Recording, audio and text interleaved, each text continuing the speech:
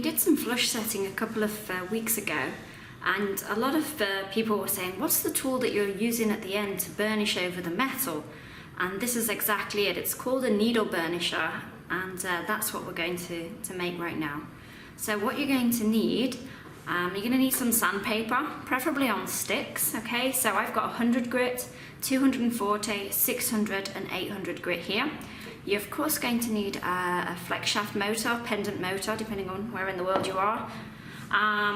You're also going to need a graver handle, a little bit of leather, some polishing compounds, and an old broken burr. So let's do this. So safety first, guys. Put on those glasses and look after those eyes.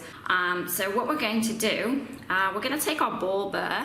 This is a broken ball burr. Any kind of burr works well, but I do prefer to use a burr rather than a drill bit, simply because the drill bits, they don't have as gentle a taper. So basically I'm a little lazy. There's just more grinding work to do on a drill bit than there is on a ball burr, because the ball burr is already a really nice shape. So I'm going to scrap the broken drill bit and work with my ball burr. So the first thing that I want to do is just snap off the actual ball part of the burr. Just use my pliers and snap, okay? So once I've done that, I'm going to mount my remainder of my burr in my pendant motor, okay? I'm going to take my 100 grit sandpaper and we're just going to do a little grinding.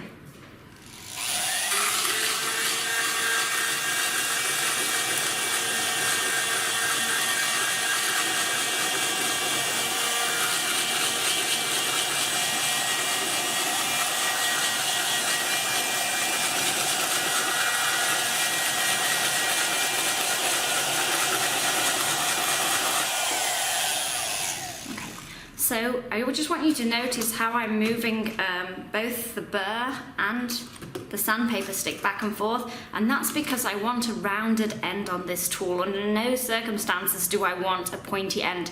That's gonna scratch the shit out of your stones. Okay, so on to 240.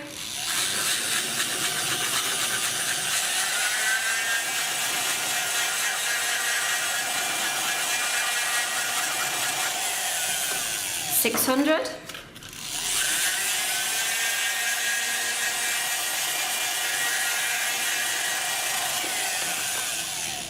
And finally 800.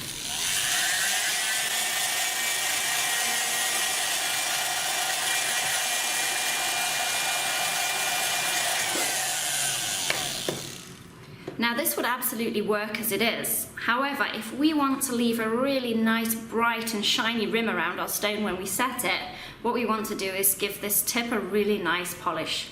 So what we're going to do is take a little bit of leather, some polishing compounds, and we're just going to charge that leather with the polishing compounds.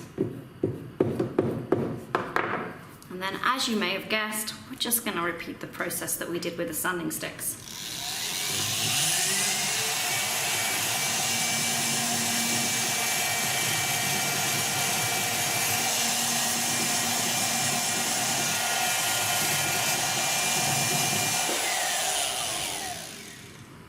And now we have a nice, well-polished tip for our burnisher.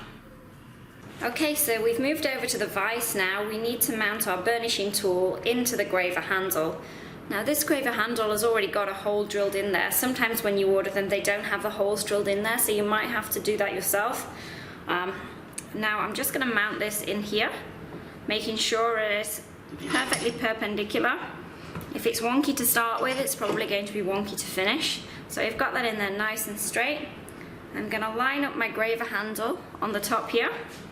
Make sure it's in line from all different angles. And then we're just going to tap it down.